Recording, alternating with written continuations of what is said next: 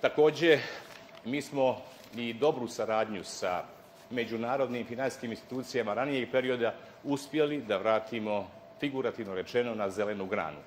Imamo najnoviji izvještaj Međunarodnog monetarnog fonda i Svjetske banke gdje se kaže doslovce centralna banka je na pravom putu. Negdje ste pominjali izvještaj MMF-a, ja tu uvijek kažem, bez obzira da li volimo MMF ili ne, i tu bi profesor Radulović i ja se saglasili oko dosta stvari. Važno je da su oni, čini mi se, objektivno sagledali određeno stanje u bankarskom sektoru. Oni su rekli da Centralna banka Crne Gore ide u ispravnom smjeru i da je treba podrška države u tom smislu, ali također su istakli da je potrebno dodatno unapređenje kod supervizije banaka i supervizije sprečavanja pranja novca. I oni su tu negdje ukazali na određena poboljšanja koja su neophodna i u dijelu strukture, procesa i alata za superviziju banaka.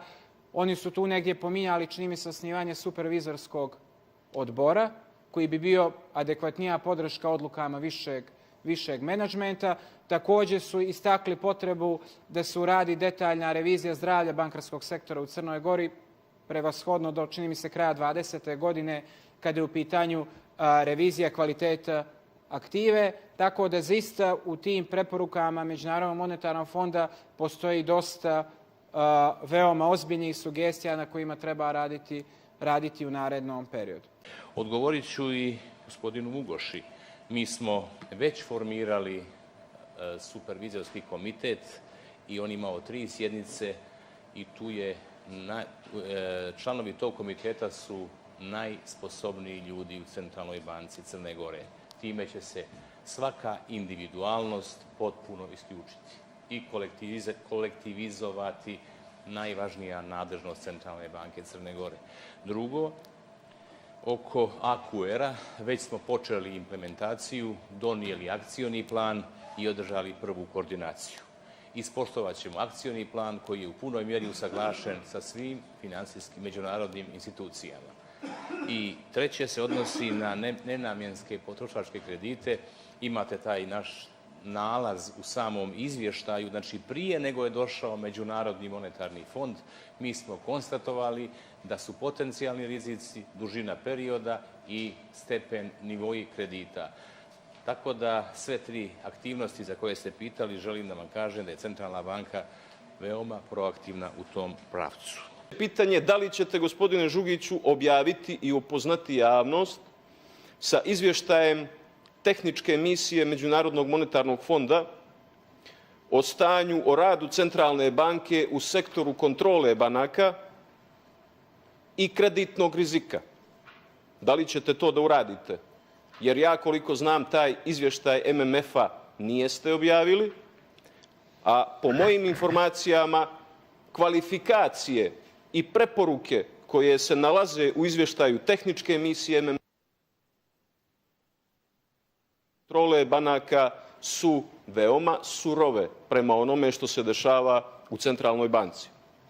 Oko izvještaja Međunarodnog monetarnog fonda, oni su nam obećali da će izvještaj biti gotov u septembru mjesecu, ali da vas podsjetim da je gospodin Srikant, lider tima MMF-a, imao pres konferenciju zajedno s ministrom financija i sa timom iz Centralne banke i da su dali ocjene koje ćemo svakako da čitamo zajedno u septembru mjesecu kada taj izvještaj bude učinjen javnosti. Niko taj izvještaj skrivati niti može, niti smije. Oko gašenja banaka, to je posao kao i svaki drugi. U čitavom našem okruženju su ugašene brojne banke. U Srbiji, u Hrvatskoj, u Bosni i Hercegovini, čak nakon implementacije AQR-a u Bosni i Hercegovini, 3 mjeseca nakon toga banke su potonule sa snažnim negativnim uticajima na ostatak sistema. Zahvaljujem.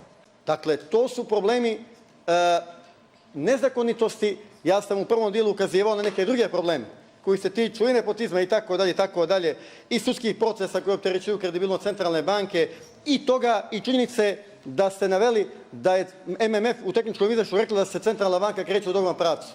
Jeste? Jeste, ali znate šta? A znate šta u kojem dijelu? U dijelu oko pranja novca. Pročitajte dobro prethodni sat. Pročitajte da ga ja ne čitam. Da ga ja ne čitam, ali u tom dijelu. Nego sačekat ćemo september da ne vodimo polemiku oko izvještaja MMF-a.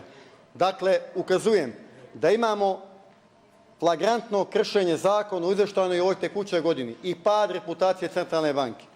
Jasno je da se ne bi uvodio, završavam za 30 sekundi, da se ne bi uvodio ni ovaj takozvani centralnoj banci koji će upravljati kontrolom banaka, to je bilo posao guvernera, po novom zakonu, odnosno izmenama zakona, da nemamo problema u dijelu kontrole.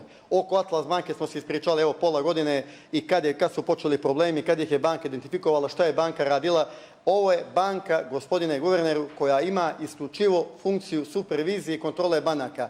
Ono što je teže, to je emisiona funkcija, ciljanje inflacije, održanje monetarne stabilnosti. Toga se, Bogu hvala, rasterećeni koristimo euro. Ne dao Bog da koristimo neku našu valutu, što bi tek bilo.